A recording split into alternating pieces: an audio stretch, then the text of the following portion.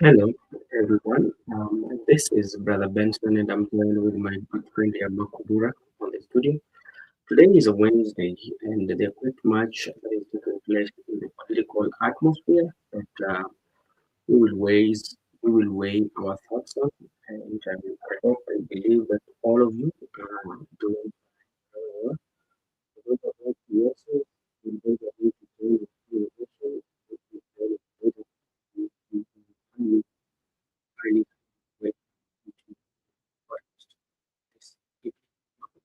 highly Hello, I can hear you, but I don't know whether it's on my side. Allow me to just log out and come back Okay, again because I can hear your voice is a little bit low. okay. So I think it's on my side. Allow me to log out and log in again. Makobura, unanisikiza? Yes, you can hear me. Hello, Makobura. Okay. Maybe kuna uwezekano labda kuna shida mahali.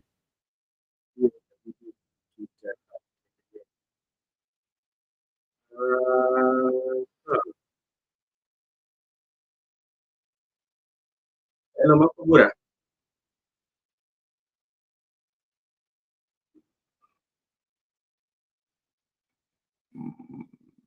Hmm, labda kuna shida mahali. Makobura, unanipata sasa? Makobura. Alright.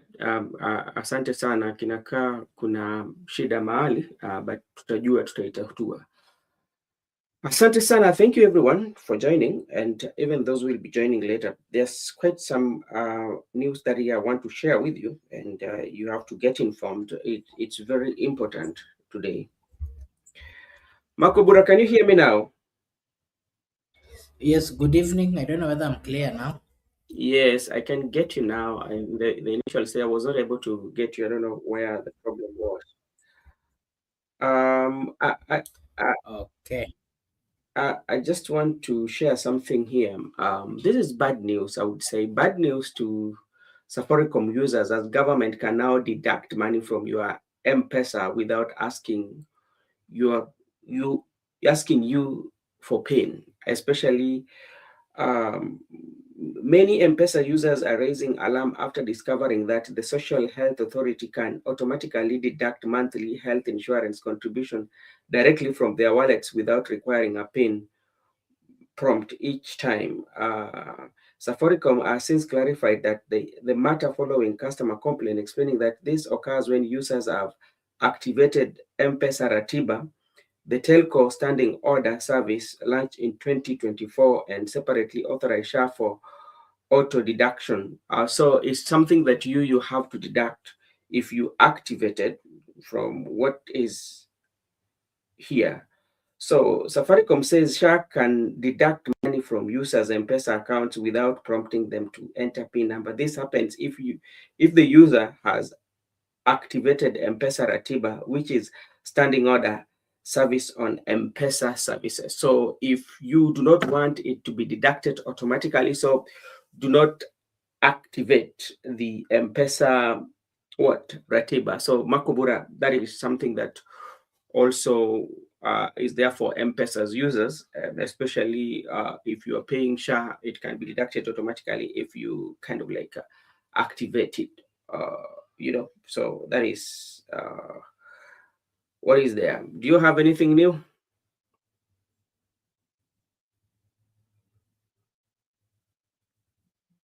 All right. Not really, apart from the news of demolitions which happened last night, which of course Mm-hmm. has caught the social media with a lot. Yes. People giving their views, and of course the views are different. Some are political, some are, yeah, only that. Oh yeah, we are coming to discuss that because that is the major discussion that we are going to have, especially in Nairobi.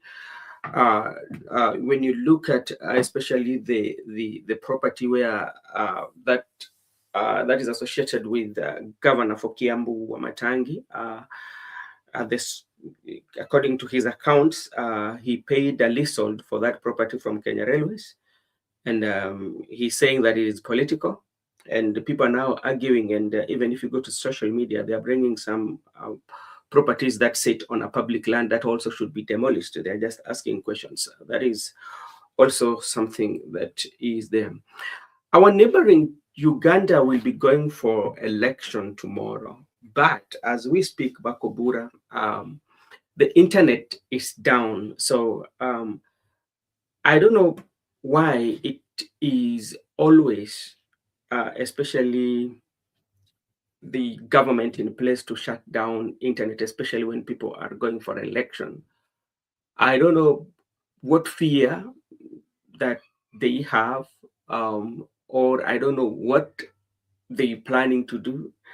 But somebody say that internet might be down, but the cameras on the phone will be rolling. So you might shut down the internet, but at the end of the day, when the internet will be back, all those bad evil or those things that are constitutional or against the law that has been done by both parties, let's say the government and the opposition, will at some point reach the social media. What do you think about the Ugandans, especially Uganda and its government, or Museveni and his administration, shutting down the internet for um, Ugandans? Okay, thank you so much. I did give my views yesterday Mm-hmm. on the matter that is there in Tanzania, and Mm-hmm. specifically the issue of internet being shut down. Mm-hmm. And I can categorically repeat what I did say here yesterday, that it is a bad culture that we Mm-hmm. saw in Tanzania. And of course, we saw the repercussions. You saw what happened when that Yeah. government decided to do that. The people got to the street, Mm-hmm. and the aftermath of that is something that they're still battling as a country. It Mm-hmm. doesn't pay giving people freedom to express themselves, to give their views. Yeah. As a leader, you are supposed to listen to the people that you govern. Mm-hmm. And it is mandatory for any government who is really concerned about the citizens to give them time to also give their views and to entertain, to enjoy being in those specific countries. Again, it is so wrong. Those are bad, Mm-hmm. pathetic behaviors. We've seen them in Uganda, and I can say that we expected that in Uganda. Remember, part of freedoms that are even there in Tanzania, in Uganda, it is even worse, because if you start criticizing the government in power, you Mm-hmm. will be taken to, some courts which are not even citizens, courts, Mm-hmm. and you are going to be charged with things, or it's something very, it's difficult to understand. It Mm-hmm. is only in Uganda that if you criticize the president, you are taken to jail. It is only in Uganda that a CDF of that particular can even threaten Mm-hmm. a sovereign other nation, something that is really, I don't know even how to explain it. So the bad behavior in Tanzania has been there. It is a culture, but I believe that there is quite a number of Ugandans who are not happy with those kind of moves, and that they would also wish to have freedom to enjoy life and to enjoy their human rights. And I can specifically say that the likes of Bobby Wine, who are also contesting in this particular election, as much as they might not have what it takes, they Mm-hmm. might not have all the freedom and all the support uh, Mm-hmm. that Museveni is getting from his government, a government that he's currently the longest serving president. Mm-hmm. And it's unfortunate that at his age, he's still, going for election and still threatening and even making it difficult, for other leaders to come into the limelight. It's so unfortunate. And those are some of the reasons that, Africa needs to rise. Africans need to fight for themselves. They need to fight for their rights, because in doing so, that Mm-hmm. is the only way they will save themselves from bad governance. There is no way that a government Mm-hmm. would shut down internet just because of the fear. They are not actually fearing the election. When you see a government trying to blacken things, or not to give the right information to the people, then they Yeah. are planning atrocities. They are planning bad behaviors or bad things during that period. They are Mm-hmm. planning to rig, and that is part of the thing that they do not want the world to know. Why would they? The life has been moving on in Uganda. People have been entertained. People have been getting all those kind of, you know, Mm, it becomes really difficult to understand why a whole government would be fearful of its own citizens, especially when mm, they've been on the right path, on the right track, mm. continuing to do what is right. It Wh- is wh- only wh- fear mhm. up when they want to do bad things and they do not want them. I mean, to be exposed to the world. Do you think that Kenya will be exceptional, especially when it comes to shutting down, when it comes to I I voting? can guarantee you, I Mm, can guarantee you, as mm, a country, personally, me as a youth, a Kenyan citizen, I mm. wouldn't sit down and relax and wait that the president has given a directive that the social media or the internet has to be shut down. Those are Wh- illegalities. The courts of the Republic of Kenya have always pronounced themselves. Those are part of the rights that are entitled for each and mm, every Kenyan. mm. Whether you are coming from north or south or whichever part that you're coming, you have a right to communicate. You have a right Yeah. to ensure that you get all the informations that you want at your fingertip or at wherever you want it. In Kenya, we've So, matured, so, so and in the event, let's say that in the event that it happens in Kenya that the courts, maybe the government might decide, okay, we are shutting down the social media because of this and this, and the good citizen of Kenya rush to court and say that, okay, it has been shut, and courts give pronouncement and they fail to obey those pronouncements by the court, because we've seen cases whereby there's so many pronouncements that have been made by courts, but the leaders ended up ignoring them. So, in such a scenario whereby the court has given the pronouncement and they ignore, especially in this matter of I internet can shutdown. I can tell you, Brother Benson, Mhm, any law that is infringing on the rights of Kenyans and especially the youths would be met with I don't know even how to put it. You will mm, see people on the street and they will continue, they will sit, they will dance, they do everything on the streets. I can assure you that. mm, Kenya has made quite a number of steps far much ahead. Their okay. bad behaviors, like even the court deciding to just annul that particular right, would Mhm, mean something else. The mm, people of the Republic of Kenya would not allow that. Look at what happened last year. mm, Going against right of one individual. Remember this young man who was killed from Kasipul. mm, That made the entire country, you know, to fight for his life. So what mm. about something that is going to touch on the rights of millions of the people of Kenya? It is not going to be easy. I Yeah. have always said that uh, there are things that can leaders can do. They can Mm, bribe, wanaweza iba. And it is mm, not that the citizens are not aware, they are aware.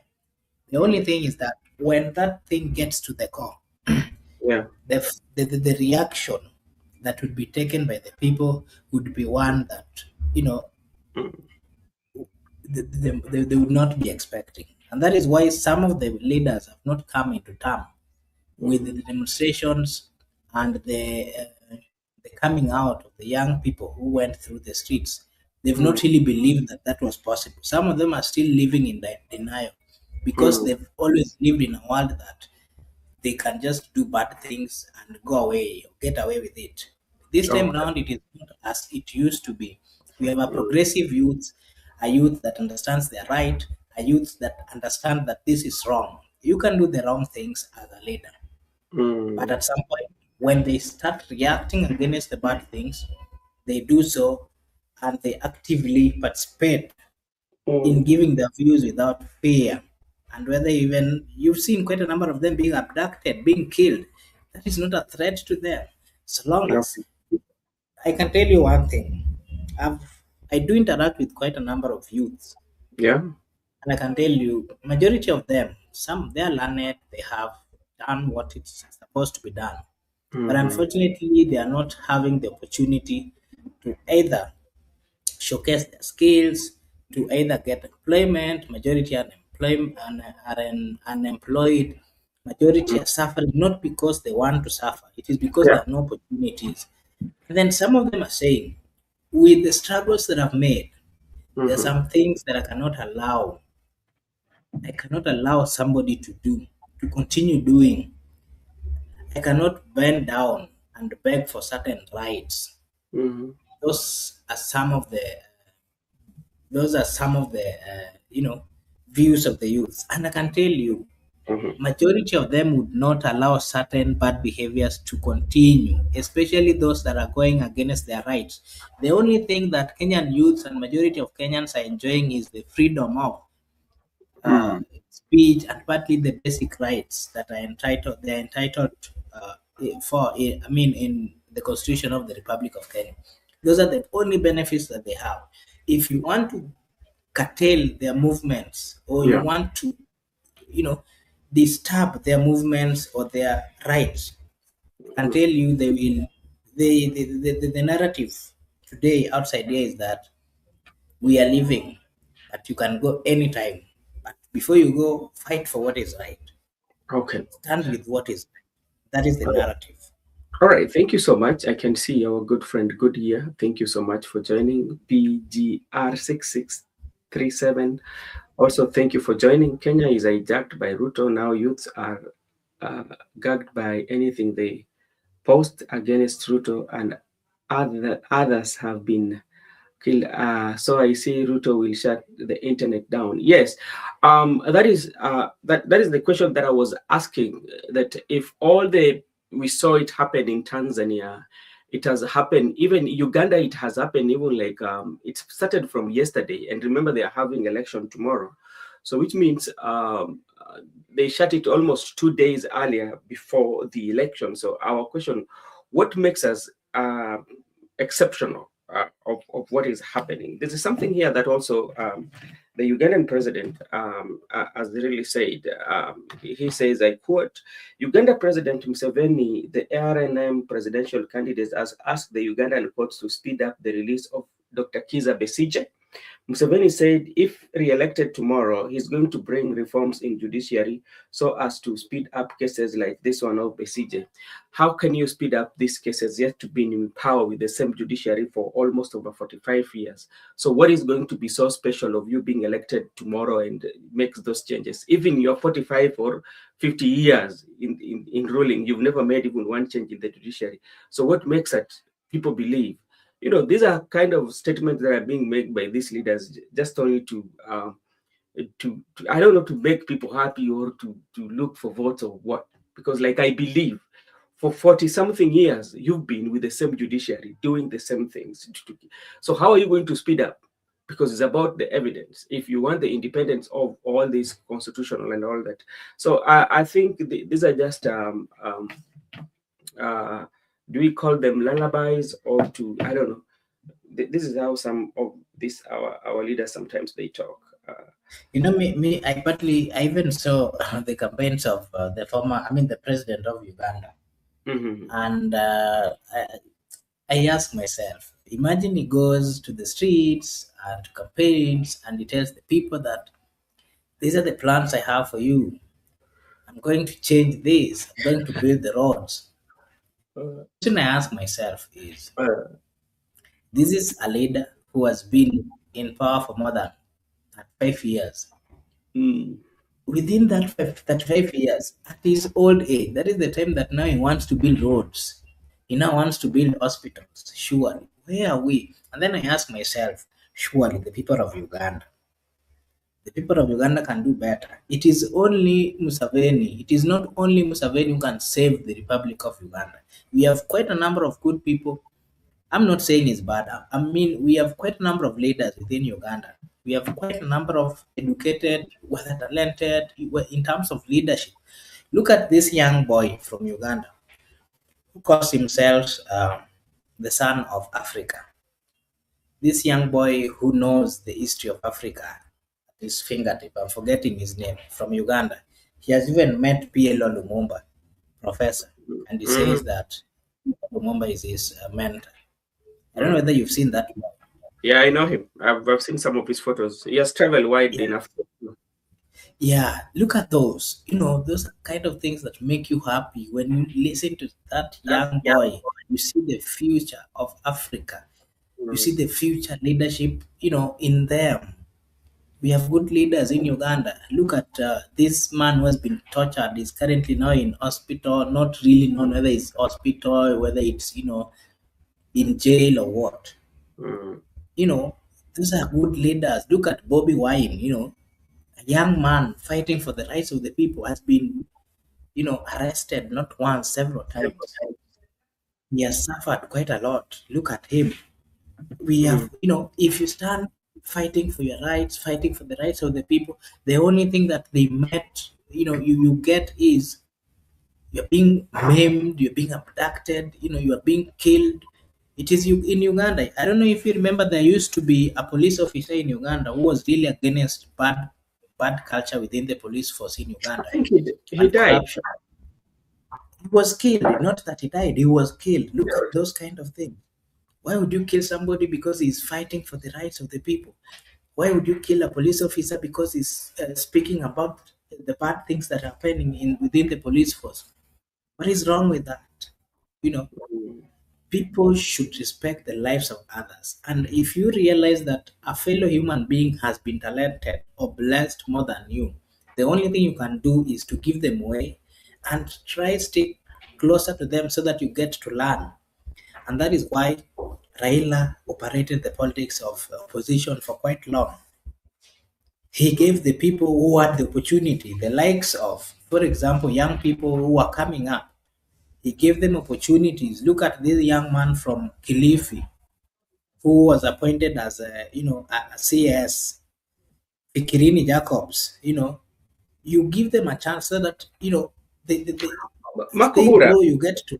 Makubura, let me ask you about this young, because you're talking about appointment of Fikrini Jacobs in the CS. Do you think the intention of appointing that guy was genuine, or there was something behind it? It wasn't genuine, but one thing I like with that particular So, young so, man, remember the so, first time he okay, resurfaced. okay. If it was not genuine, Let me then just give an how do we say clarification on that? it. How do we say that this is empowering? Because if I am to empower, Let you me know, give you a clarification mm, of the first time I saw Fikirini Jacobs. Remember, he was still the student leader of this university, Pwani University. mhm, And it happened that Raila Amolo Odinga had gone to the coast in Kilifi, mhm, and as he was addressing the people, the students shouted and said that we also have a president here. He can mhm, speak. mhm, And when he stood, he spoke. He's a talented leader. That is mhm. one thing that we have to accept. He is Yeah, a mass mover. yeah, That is one of the things that we have to accept. And mhm, when Raila noted that this young man can make it in mhm, leadership, he's a good leader, he's a fighter, he brought him closer. Remember, he was even actually going to vie for the senatorial seat, and it is a year it's Raila who told him to slow down, that he was going mhm, to be given a position mhm. when Raila won. If you remember those kind of conversations. And Yeah, then when now the broad-based came, that is mhm, when they had their conversations with Ruto, and it is part of the people that were included in the government of William Samoei yeah, Ruto. But true. by the fact of noticing that there was something in him, that was a good thing, because partly he was given a platform. Remember, they were part of the young people who were moving around campaigning for Raila or the Azimio team. Mhm, That is what I meant. I do not really mean that him being appointed as cabinet secretary was a progressive or a good move. Not really. But just noticing and giving them a chance to express themselves was mhm. one thing that Raila used to do whenever he noted that there was talent or there was leadership around. So, as we say that empowering the young people, um, how then, uh, how then can we say that out of 10 young people who are around, or out of hundreds of them, maybe only one is given an opportunity, then we would say that is empowerment? Or is it wiser enough, or is it wise enough, or if the government have strategies in that to make it or create more avenues for young people to get employment or to get into those jobs that they can? Because, like, for instance, if it reaches a point whereby the only people who are given opportunities are the people because they are very influential, then what about those who are not very influential? Where are we going to put them, or where are we going to place them?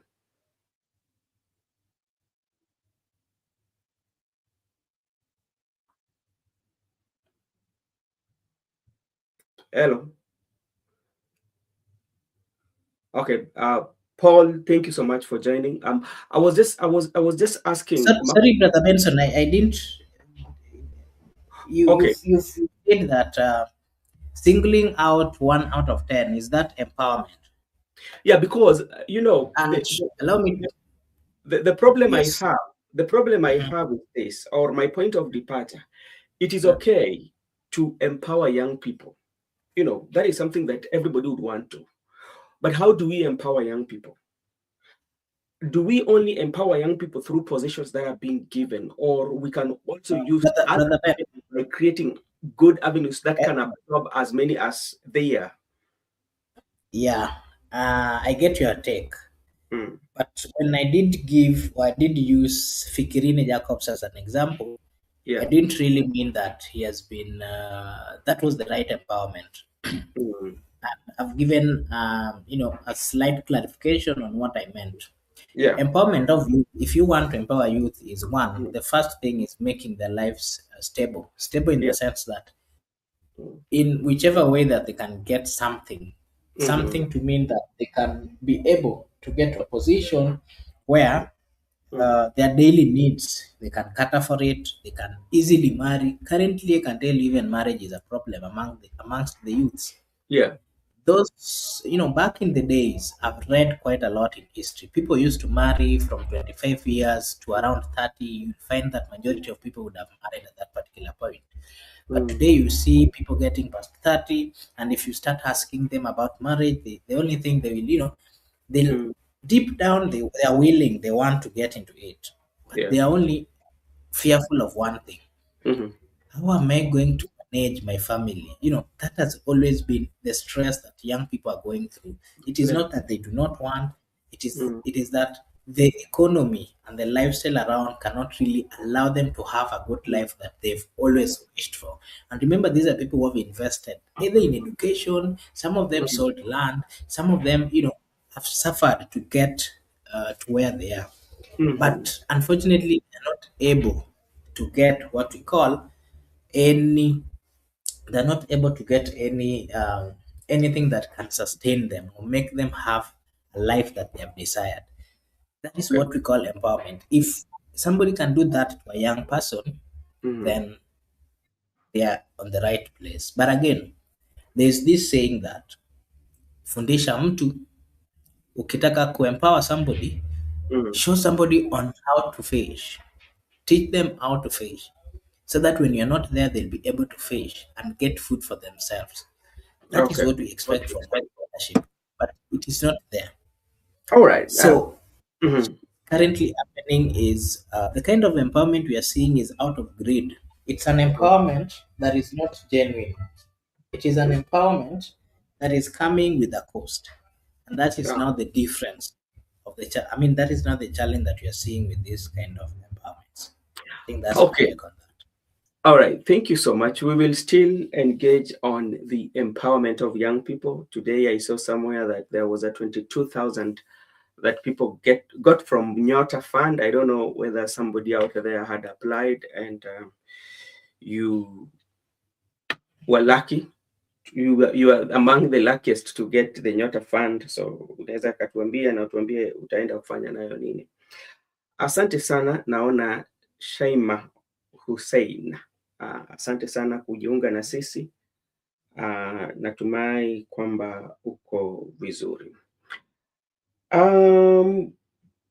There's issue here of Wamatangi, and Wamatagi had a business behind Kasarani, and that business was demolished today in the morning in the presence of the police officers, and everything went down, billions of shillings. But there is no police officer or anybody in charge of the police who came to the press and gave the reason for demolition. You know, in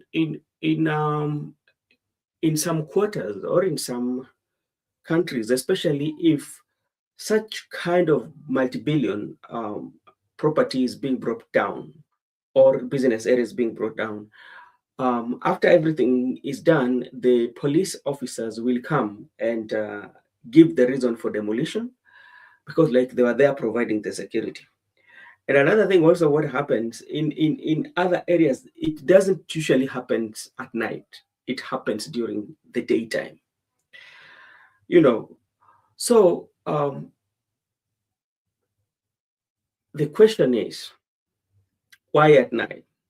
Why we are not getting brief from the police the reason why it was being demolished? But information in the public is that this place was leased by Kimani Wamatagi and from the Kenya Railways. I don't know whether his lease had already expired. And so says that they want to build a terminus in that place. So that is what is in the public domain. But it also has taken a political angle, whereby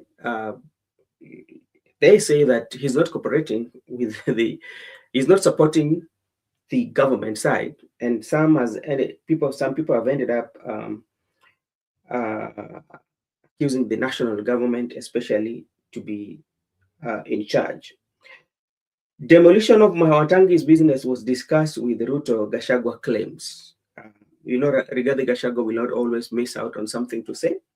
Rigathi Gachagua has claimed that the recent demolition of Kiambu Governor Kimani Wamatagi business premises in Nairobi was discussed with President William Ruto.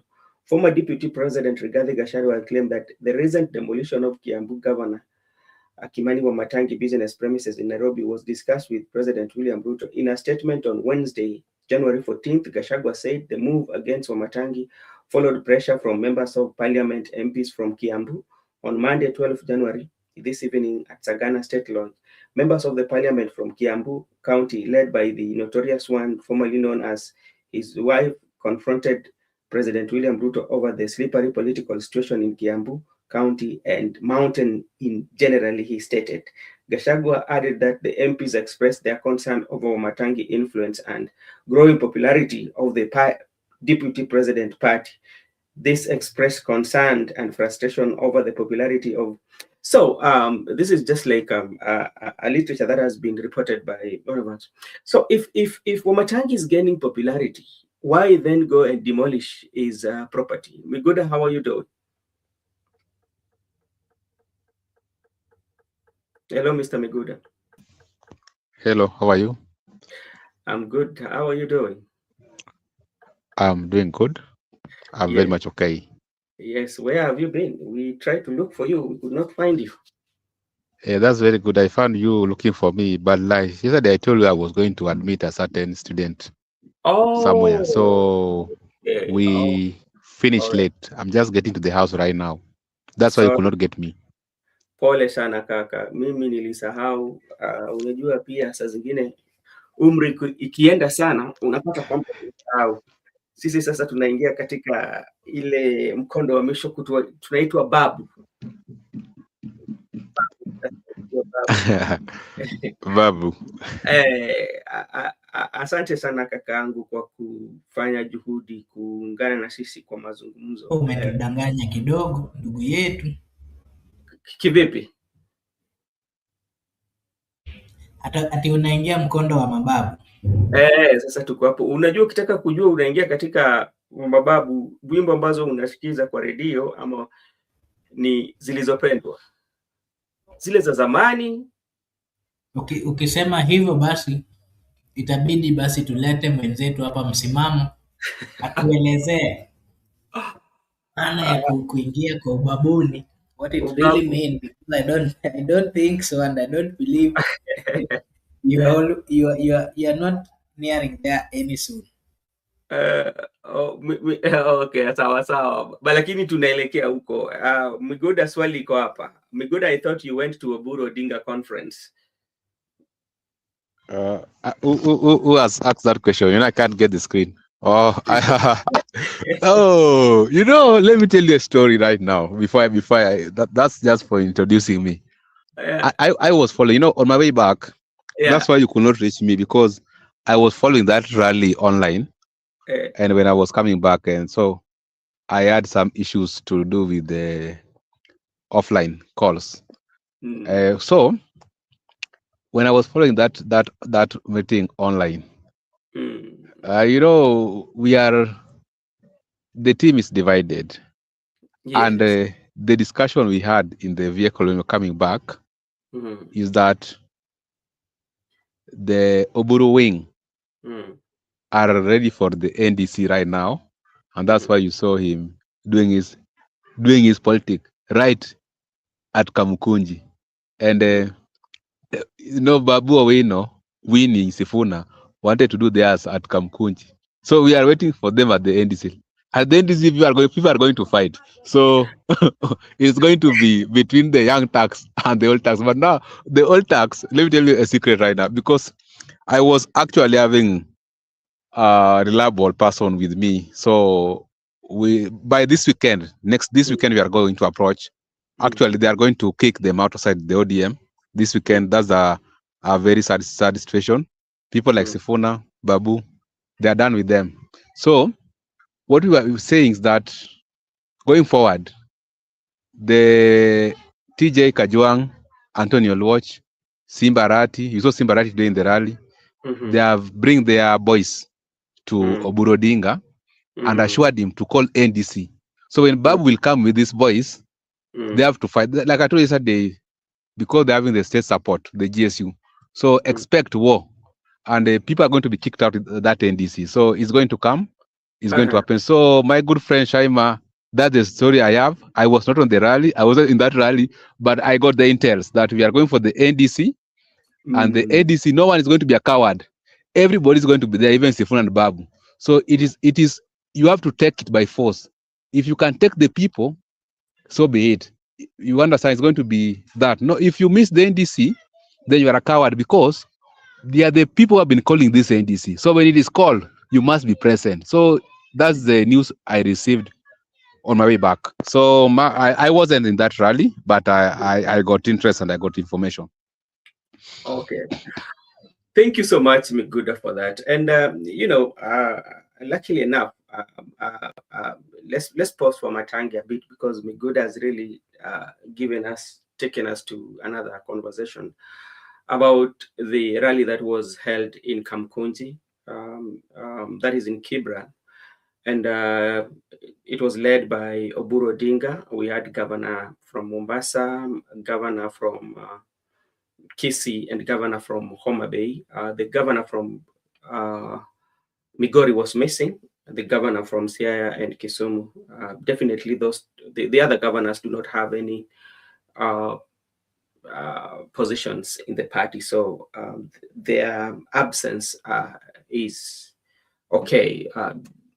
But when you look at what was happening, Sifuna being the senator of Nairobi and also the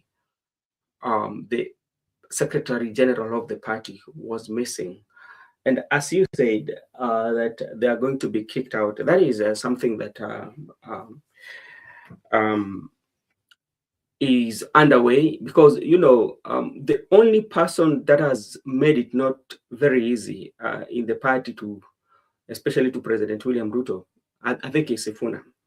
And one of the conditions that I feel, looking at it politically, that President William Ruto or the UDA has put on the table is that for us to start this negotiation, we do not want Sifuna to be the Secretary General, because the Secretary General is everything. He has the documentation of and the custodian of all the documentation of the particular party.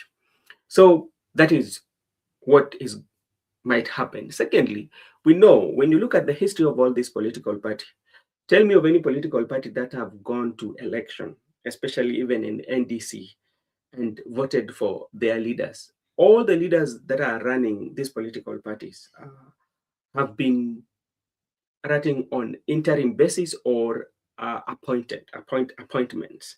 None of them, even in the history of ODM, there is no a day in the history of for the last 20 years that ODM has had delegates meeting to elect their leaders, and through delegates, and then being ratified the same time. So majority of the leaders are the people who have been appointed. Look at Wanga. Wanga has been appointed as the chair. Mbadi was appointed as the chair. Ababu Namwamba was appointed as the chair, as the Secretary General. Lagat, even Nyongo. Nyongo was the first Secretary General of the party when at the initial stages. So none of them have been elected by the delegates. So that one tells you how it will be.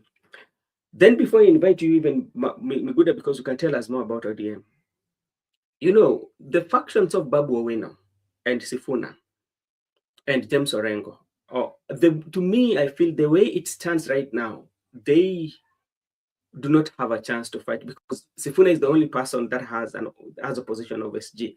But once he's taken out of that SG, I tend to believe that his influence, especially in the party, will drastically reduce, and the hostility that is going to be created, especially with his party members within Nairobi, is going to be bad, because they want to make it very difficult for him, especially to influence or to get more influence. Remember what happened to Babu? You say that the boys. So that's what is going to be done. Even if you look at the meeting that took place in Kilifi, I think one of the reasons why it was taken to Kilifi is because maybe Edwin feared for his life. Even in Kilifi, you saw those boys who are Sifuna must go. Where did they come from? So as you say, that is true. They might take him off, whether you like it or not. So that is what I might say. Let me add something before we proceed, because today I was privileged to meet some people. We met somewhere, and one of the people we are having a discussion was the current majority leader of the ODM in the Homa Bay County. This guy from Dewa. I was with him and some colleagues, because we had a very good team, ODM members actually, at the grassroots.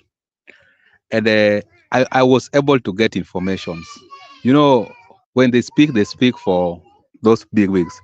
And what they were saying, they were very clear that that's why you saw Simba Arati today in the rally. And you heard what Abdul Samad told Simba Arati, that Simba Arati, we need your backup. It was not deliberate. It was very deliberate. We need your backup, because, and Simba Arati responded by saying, I'm still having roots here in Nairobi. My guys are here. Even though I'm in Kisii, but my people are here. Because the intention is, let's call for this NDC, which they are calling for. Then at the NDC, if you manage to win, then we will shut them. And let me tell you, the way you have said correctly, plans are underway to kick these people out of the party. And politics is something that sometimes hard to understand, because right now they were discussing that Kikosi, yani they were saying Ida is the problem in ODM. They were saying all these things we are seeing today is because of this woman, and they were very particular that we want to kick out to Ida's team into the party. and we have extended an olive branch to give their brother or their uncle. Even no matter how you Oburu look weak, but they have said, and let me tell you, these things of NDC, some people need to understand it, how it works. NDC is you call the grassroots leaders to the national, then their decision is final. Yeah. And right now they are very confident, and they said call NDC in Nairobi. Initially they wanted to go to Mombasa, and Sharif was willing to facilitate, but they have now made their mind. Just like I've told you. And today you saw Jalas was there, you saw Orero was there, and they're saying that's why they went to Kibra, because there was intel that actually Babu Sifuna Wini were planning to go to Kibra ahead of them, so they hijack it. That is why it was never planned. So that already they have gone to Kibra Kamkunji, and they are going to facilitate Kibra boys. They are going to facilitate Madare boys. You understand? The MP for Madare, Anthony Olwach, is on their side. TJ Kajuang, the goon himself, is on their side. And they were also saying Simbarati to facilitate those people at Dagoretti North, so that because they knew very well that Babu is going to come with these youths from Bakassi East to disrupt that NDC. And that's how you take it. You go there, you disrupt, you take the people. And that's why Oburu Odinga was talking confidently. And that's why I want to tell the people that right now, plans are underway, and they are not going to turn back. ODM is divided. That's the reality. The Oburu team are going to retain ODM, and they are going to go with it to the negotiation. The Babu, the Edwin, the other teams are going to find their ways outside. They are going to be persona non grata in that party, and they are going to use Oburu Odinga as the party leader. So that's the reality. So you have to look where you fit. If you want to go to the Sifuna team, Sifuna team is going to have people like Winnie, Babu, Ida, Osotsi. There are many people, the likes of Caleb. But the Oburu team, even if they are going to be two people, they have made their mind. They are kicking these people outside the ODM. And that's the reality. So that's the future. And right now, if you get information from the locals, you call people around. They're telling you, let's wait for weekend. Weekend, we are kicking him out of the ODM. So right now they don't care who you are, and that's the decision. It has been made, and it's final. And thank you so much. And my question to you is, Makobura, are you still there? Okay, my question to you, Miguda, is because there's something here that Uhuru Kenyatta did. Okay, maybe you will help me. There's something that Uhuru Kenyatta did, especially when he was running for presidency in 2013 for the first time. Instead of going with the KANU, he decided to form TNA. And you look at the history, especially of parties that have ruled or parties that have been in power. And once the face of the party dies or retires, they retire with the party. So when you look at Oburu and you look at ODM and the way now where they've reached its thorax, because right now they're getting backing, because even today, in the political life of Oburu has never donated 3 million, but today Oburu was able to donate 3 million. Or sinilisikia alitoa milioni 3, or am I, or 2 million. Alitoa 2 million. 2 million. In the political lifeline yake, mimi sijawahi sikia pali ametoa pesa, lakini leo alitoa milioni 2. Inamaanisha kwamba saizi pali limefika, hawataki chochote mbele yao ambao inaweza wazuia kupata yale malengo ambao walikuwa nayo. Ndio unapata kwamba hata zile 10-point agenda walikataa. Sasa niambie, Oburu beyond Raila Amolo Odinga atapeleka ODM wapi? Let me respond before Marco Bura comes in, because me today I was with the ODM MCS, so I'm reporting something I got from the party. They were saying, there's something that we have to understand here. First, let me not be misquoted. I'm reporting to you people. These are not my decisions. These are not what I intend. These are just information reliable. I'm sharing with our viewers because it's very much important. I'm able to see the future as per their discussion. They were saying, there's something that they're trying to say. They were saying, for them, they don't care. They're behind Oburu. And they will camp behind Oburu. And anybody will go contrary to Oburu, they will decide their way. And that's why I was telling you. What you are just getting me, brother Bezos. You have said they have reached a red line. It is true. Anybody who is going to stand on their way, whether you are popular or not, that is not their business. And what's happening right now is they don't care about 10-point agenda.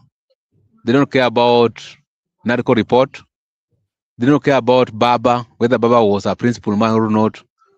They are saying, even though they have been fighting for the human rights, but now is the right time to fight for the economic rights. And let me tell you, you saw Oburu donating 2 million. And when Salah came with the 2 million, Salah went ahead and say 2 term. But later Simbarati came and tried to correct things that we are going to work until 2027, then we'll negotiate. So sometimes it's very good to start adopting reality that Oburu wing, come what may, they are going to support William Ruto. There is no persuasion we are going to persuade them.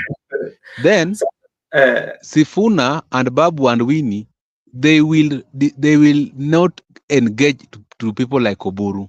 So this is politics. And politics, people are saying, like the issue I've said Oburu, they were discussing, they were going ahead and saying Oburu is 82 years old. You know, we were having a roundtable talk. They were saying Oburu is at 82 years old. So why must Oburu fight for the people right now? And even if he can just enjoy for those times and he can go to his grave, so be it. That's why I was telling our viewers and my fellow young people, do not focus on Oburu. Whether he's going to join William Ruto or not, that is his own problem. As we have a chance as a young people, and we have not reached that age. The world is still, the world is not ending tomorrow. We can still fight for those things as young people. We don't need to rely on people like Oburu, because Oburu, you cannot take Oburu to the street to fight. Oburu cannot even go to detention. But as we are still energetic, we can persevere those arrests, detention, because we still have time, unlike Oburu. So this was just discussion around the table. Now let me bring for you the issue of Orengo. You saw when they called SIA people, SIA MCS, including the speaker, to State Lodge in Eldoret, in exclusion of the governor. The discussion was, we don't care. Impeach that guy. We have no business. We have no issue with him. And that's why I'm telling you right now, where they have reached, they are not going to take those side shows, those whatever. That's why they were able to reach a solution in the absence of the SG. So to conclude, I'm concluding. I just want to emphasize that what you said right now is high time Kenyans to accept, and people not that there's no turning back to Oburu wing. They have gone. It's high time to start organizing that if you are either with Oburu wing or Sifuna wing, so that you can see or now you can forge ahead. And lastly, because these people are elected members of county assembly, various in the Nyanza, they were telling me that if I can get a road in my ward, if the stadium in my ward can be completed, I have lighter duties to discuss with my people whom I'm representing. Therefore, as for them, they have made a decision that is they are going to support William Ruto. So today I'm telling you what they have made a decision.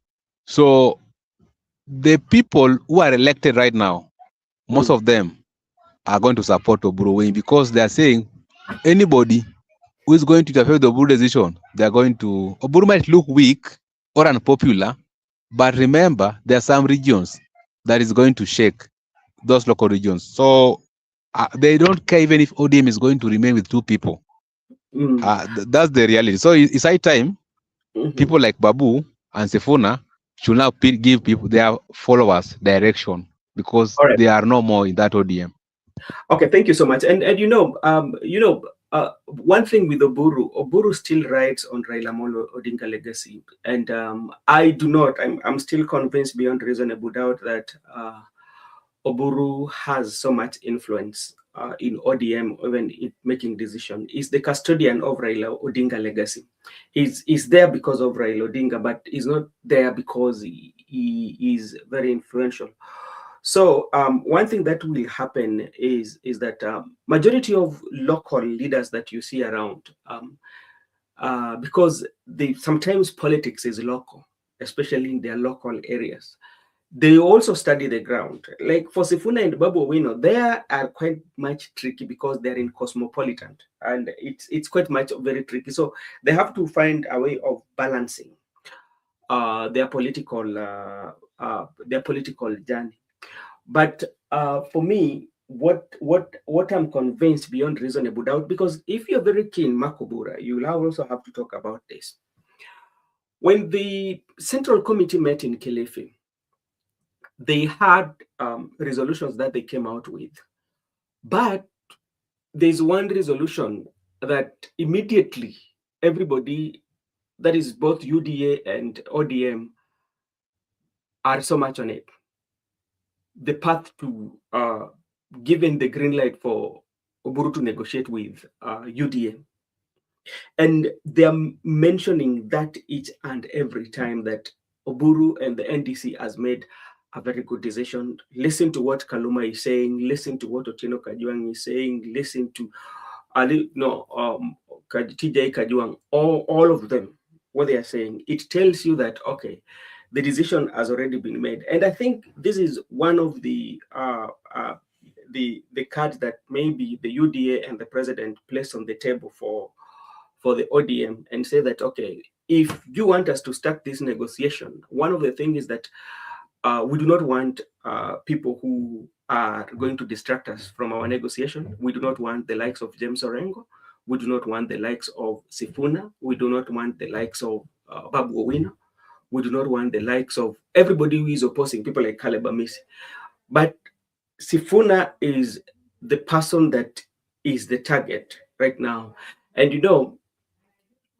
president might fighting Sifuna in background. Yeah, he cannot, because how Sifuna has always confronted the president, even criticized the president. So president said, okay, now this is what is going to happen. It is either he leaves or no. So, and that one, people like the leaders like Wanga are not going to sit down and say that Sifuna, let's say this democracy in ODM. There's no democracy in all these political parties. The Ds in this political party, those are just paper names. They're not working. Secondly, and this is where sometimes I usually say that sometimes we need to investigate, especially the people who are given our political parties. There's something that need to be changed, maybe in the near future when people like Miguda will be in power. One of the things that you should look into is about the positions in the political party. There's no way in which you are a governor and you are still you still have position in the political party. For now, we had 3 governors who flew to Nairobi. Did they use their own money when they were flying to Nairobi, or did they use the money for the fund? And at the time when they were going for Nairobi, was it official, or it was a rally? So I think it is high time that maybe if people like Miguda, you people who want to get into the leadership, maybe if you form your political parties, anybody who will be given a position in the political party should not vie for any political seat because you are an official member of a party. Makobura, your time.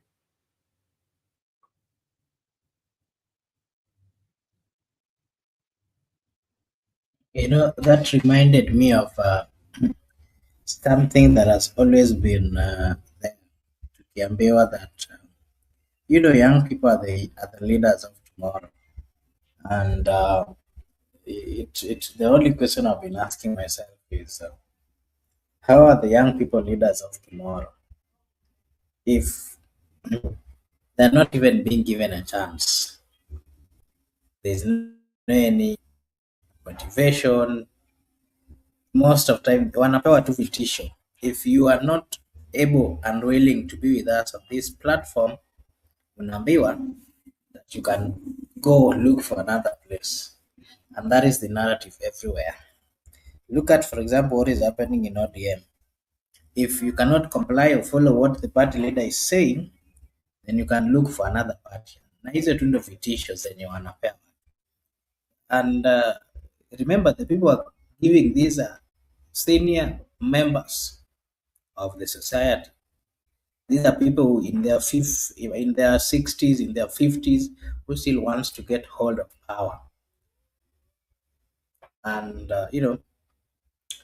it's not easy at times to understand what is really happening in Kenya, not just Kenya, in the world, because the level of greed in the humanity, especially those in leadership, is on another level. And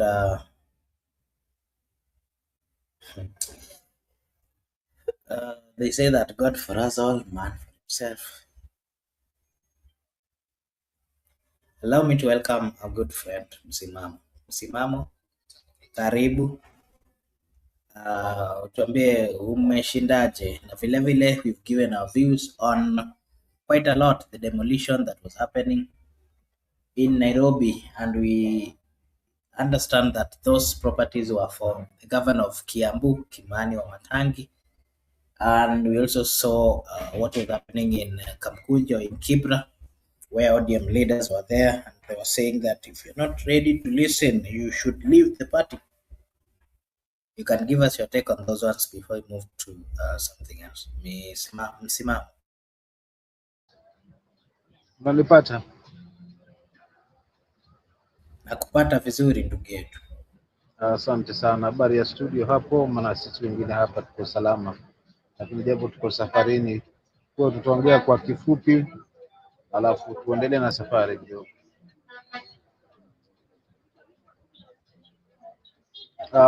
Nichukue pia nafasi kwa wale ambao wako upande wa comment section kule, wakiongozwa ndugu yangu Despona na wale wengine, lakini vile vile ndugu yangu hapa Mjuda,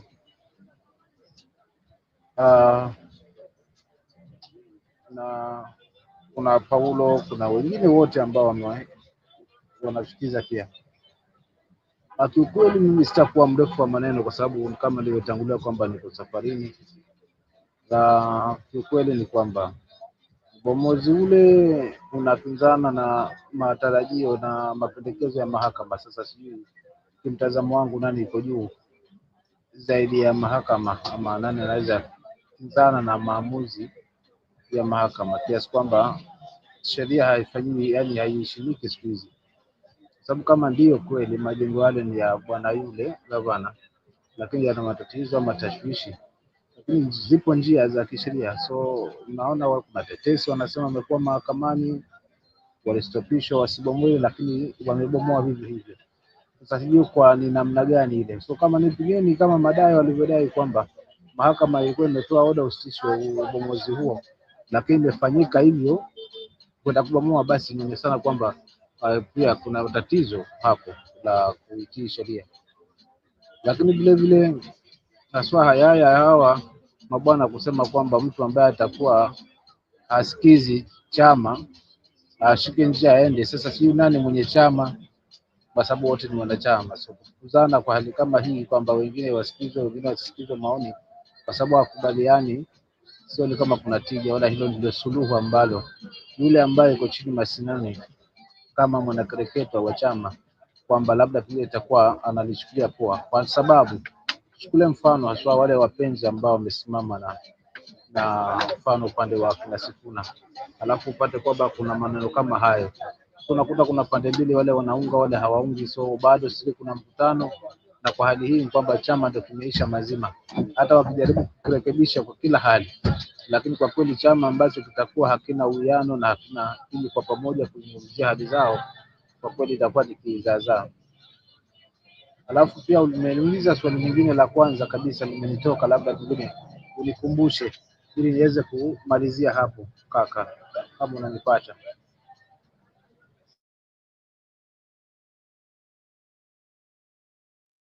Thank you so much, a good friend, Babu. And there's a question here from Good here. Why why demolish people's homes, businesses, and all those kind of sorts? The question here is they are circulating whether it is true or not that there were notices that were given. But why do you think they went ahead to even kuharibu magari? Inasemekana magari za watu zilikuwa zimeegezwa hapo, after kuoshwa wako na carwash, magari zote zimeharibiwa. Was it really necessary? And again, if you watch that video, the number of police officers who are there at night, do you think it's necessary? That is the right way that we should go as a people? Msimamo, vile vile you can give us your take on what is happening in Uganda, where the networks has been shut down, the internet, because of the Yeah. ongoing elections. What are your views on that? And do you think such a thing can happen in Kenya in 2027? Yeah, it can even happen kwa sababu tumeona Tanzania ikizima internet na sasa Uganda pia wamezima internet ya. Hofu yangu na wasiwasi wangu, najiuliza maswali, nini kinajiri? Je, watu wanaogopa nini? Nini haswa kikubwa ambacho haswa mtandao hawezi achiliwa? Nini kinazibwa hapo? Na bila shaka ni yale ambayo yameweza kujiri Tanzania ndio tutashuhudia Uganda, lakini vile vile pia tujiandae na sisi 2027 kukatiwa vile vile internet. Kama umekana ndio mfumo mzima utakotumika huo East Africa, na kama utatumika hivyo kuniamanisha kwamba kuna haki hapo, kuna sauti hapo ambayo haipendi haswa kusikizwa na hawa ambao wanaamini kwamba kukaa kwa mamlaka ni mwenyewe. Sasa wewe ndio ukiwa kwa mamlaka ndio kila kitu, wewe ndio katiba, ndio sheria, ndio everything. Sawa sawa tu na hili la ubomozi wa nyumba, kwa sababu nasikia kuna tetesi kwamba kuna court order ilikuwa imetoka. Sasa kama ilikuwa imetoka court order na sheria haijafuatwa na kuchukua maamuzi kama haya ya haraka, kumaanisha kuna some people who are above the law.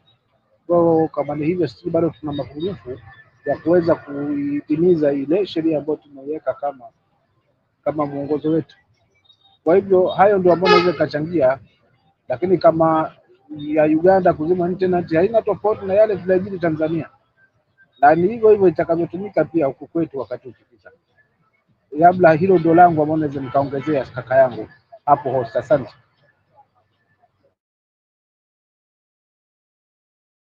Asante sana. Migulia, I'll also ask you the same. What are your takes on the shutting down of internets in Uganda at a time when they are going through the elections? We saw a similar thing in Tanzania, and of course, what is it that the governments are, what is it that they're hiding that whenever they're going for elections, they want the internet to be shut? Is it the best thing or the right way to go? Is that what leadership is all about? Why is it that they're not shutting down the internets in these other normal days, Miguda? Oh, what I understand is that Uganda is still behind, and Uganda is still behind in terms of their laws, in terms of their rules, in terms of their constitution. Because currently there is right to information, whereby any person has a right to access information. You can access it anywhere, anyhow. The vital things that I have the information. How I got the information, none of your business. And currently, if you are denying me to access information, you are interfering with my basic rights. Because, for instance, if I'm an international citizen and I want to access information on how Ugandans have carried out their elections for academic purposes or for international relations, I'm unable to access it because you have decided to shut down your internet. How will I know? How will I develop even our culture or our laws or our democracy? So I don't know.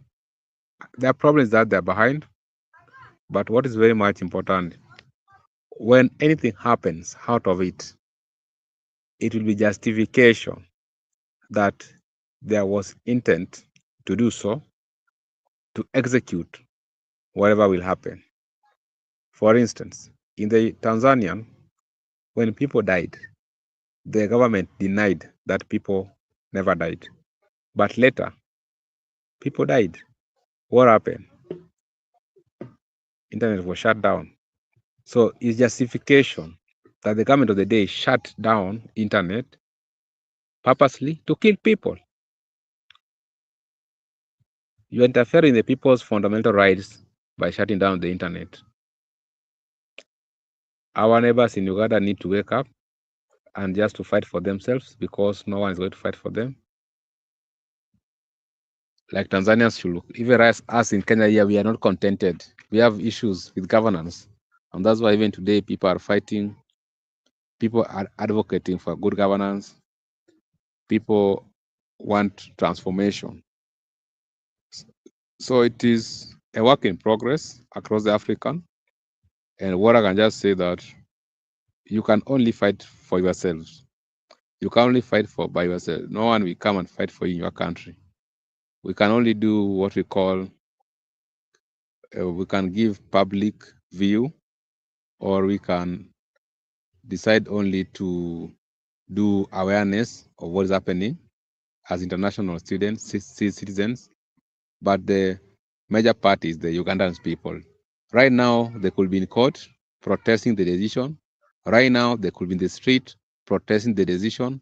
Right now, they could be writing to international organization, lobbying, so to protest for the decision. But if they are sitting pretty, change will come where they are sitting. Like our Tanzanian people, because people went to the street and and demonstrated far right for their rights. Right now, there is that involvement of international bodies who are doing inquiry of what happened right now. They are doing inquiry of what happened in the elections. They are doing inquiry of what happened in the killings of the people. And actually, there's this process whereby they want to draft their constitution right now, and there are people who are involved. Sometimes change is never easy. You have to fight for it. You have to sweat for it. So people will tell you that for how long will you go to the street? For how long will you protest? You can even decide to be disobedience. There's that civil disobedience. You don't need to go to the street to be shot by a police officer or to lose your life. You can decide to boycott or restrain from the government services. Then that's also part of the strike. I think, Makobura, we cannot say that we are perfect, even us as Kenyans. It's a work in progress. Democracy is a work in progress. We cannot say that now we are contented. We have reached where we are. We are contented with our economic or social rights. We are contented with our human rights. It's a work in progress. Even by those world who are the pro-democracy, are the super democrats, there are some issues which right now are in question. There are some historical events that actually are right now under investigations. And when people are investigated properly, you find that there are some people who have been arrested. Maybe somebody has been arrested in a foreign country. Some people, cases, their files have been opened. Those are the challenges of democracy, that you cannot get consensus at one point. It's a work in progress. So the people of Uganda, we just wish you all the best, but sometimes try to also voice out your challenges to the world so that there can be an inquiry by the international bodies. But as for the Kenyan people, we got the right to access information. We have the freedom of media. And that's why you saw right now, people are just doing social media content creation anyhow, without limitation. They only tried to bring the cybercrime bill to parliament. I don't know, it's still in the court, pending ruling. They wanted to put some measures and regulations and they wanted that if at all it can pass, they will use it to shut down internet during election. Right now, they cannot shut it down. But if that bill could have passed, they could have shut it down. Or they could have just said that you are not allowed to take photographs in a polling station and post. Or if there is people who have been killed, right now if you kill people in Kenya, you can post. They could say, okay, if people have been killed, do not post those things, those pictures. If you post those pictures, they are going to open for you a file and charge you with terrorist. Terrorist to mean that either you are aiding or you are part of it or you are promoting. Because, for instance, if I post a picture where people have been killed, it can, for instance, if you're in another region, you can influence other people to start fighting that our people are being killed in a certain region. So it means you are promoting terrorists, such things. They wanted it to happen. Right now you can do those things, but no one can take it to court because there's that terrorism act. It is not applicable. So that it's not applicable as per what they were trying to introduce into that cybercrime bill. And that's why in the cybercrime bill, they were trying to restrict Kenyans. They were doing some amendments bit by bit. So by the time you go to court, you are not going to argue on your right to access information, on your freedom of media.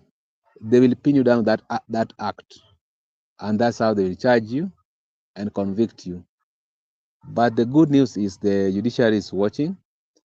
And right now they cannot attract that one cannot happen in Kenya. You cannot shut down internet or you cannot shut down whatever foreign people.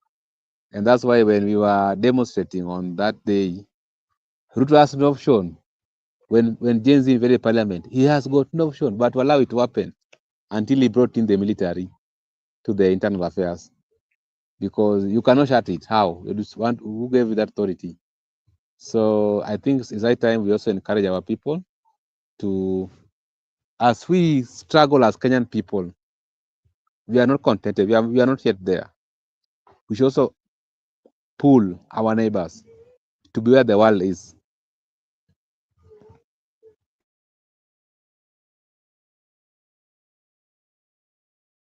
Okay, thank you. Allow me to give, to hear Msimo's take. Msimamo, we also saw UDA.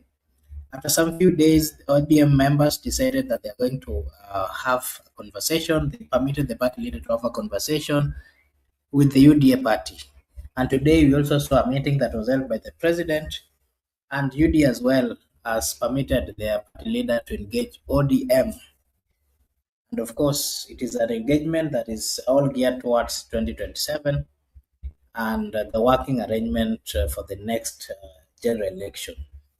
Mr. Msimama, you can give us your take on the same, and then you give us your last remarks. Then Meguda will also come and give us his view on that, and then his last remarks. Msimama. Ndugu yangu, asante. Hili limeshapangwa, lishaiva, kwa hivyo hatuna budi kulitazama liende kama lilivyo. Swali ni je, ni kwa faida ya nani? Hilo ndio swali libaki tu kujiuliza, ni kwa faida ya nani? Wao wamekaa, uongozi umeamua ndio hiyo njia, lakini je, kiukweli haswa ni nani hapa analazimishwa haswa huu kuhuba na huu urafiki? Na tukiutazama urafiki huu ni kwa faida ya nani?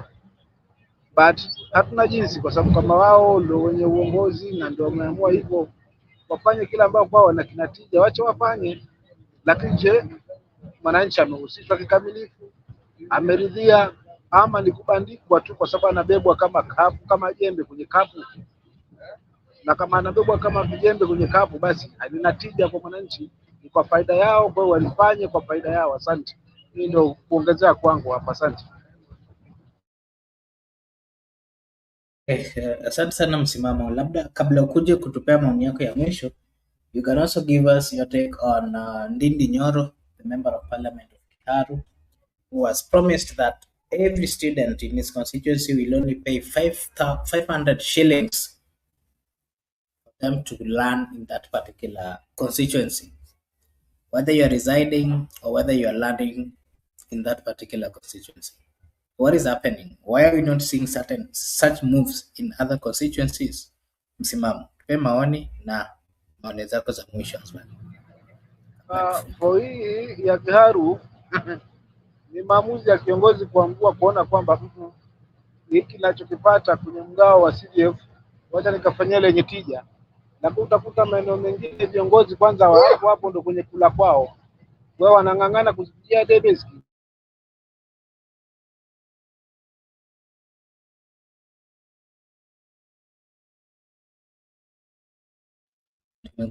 Tumekupoteza mwenzetu Msimamo, sijui kama unanisikiza. Ndio wanashangaa huyu jamaa alizipata wapi? Ndio zile zipata 88 million.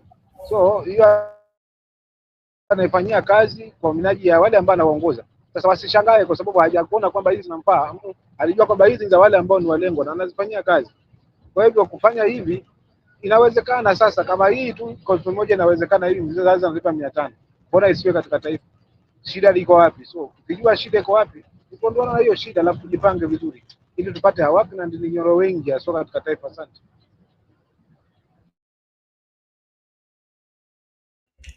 Maoni zako za mwisho Msimamo? Mwisho mimi kuwatakia kila heri wale wenzangu, ama niwatakia aswa wale ambao wako comment section, aswa wakoza ndugu yangu Jesper, alafu na wale ambao ni wakareketwa wa hapa ambao wanatusikiliza on daily basis, kwamba tujisahau, tujitambue haswa nafasi yetu ni ipi kama wananchi, then haya mambo tutamaliza vizuri kwa sababu yeye yuko kwenye mikono yetu. So I believe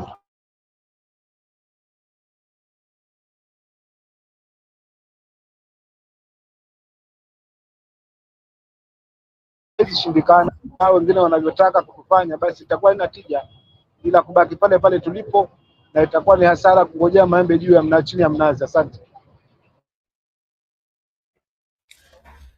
Okay, asante sana. Thank you so much, a good friend. A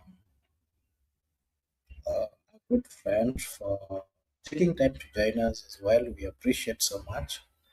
Allow me to appreciate everyone who joined us today and remind you that this is Brother Benson Media. And over here, we do say that your opinion counts. If you are watching for the first time, kindly like and subscribe to this channel, because if you do so, it is a way of supporting us, na sisi hapa tutasema ni asante. Bila kusahau, acha nichukue fursa hii vile vile ni pongeze and say a big thank you to everyone, including Good Year. Thank you so much, Good Year, for finding time to be with us. Paul, thank you so much for finding time to be with us. Really appreciate. Our good friend Shaima, asante sana kwa wakati wako na kukuja kujiunga nasi. Tunasema ni asante. We also saw a good friend PGR. Thank you so much, PGR, as well, for finding time to be with us. We really appreciate. Once again, I'm reminding you that this is Brother Benson Media, and over here we do say that your opinion counts. And we do have this kind of conversations. Of course, these are conversations which are all geared towards the betterment of our country. We do give our views on politics and matters affecting our country. The reason why we do that is because we are Kenyans and we want well for this country. We are not politically aligned. We give our views not based on any political alignment, but we are open and giving straight our views. Thank you so much. I want to take this opportunity to now wish you all a blessed night, a blessed morning, a blessed afternoon, a blessed evening from wherever you're watching us from. Thank you so much. God bless you. See you again tomorrow. Bye bye for today. Asanteni sana wale walijiunga na sisi. Tunaomba tena mkuje kesho, ndiposa tunaweza zungumza na tuendelee na mazungumzo kama kawaida. Asanteni sana, tuonaneni kesho.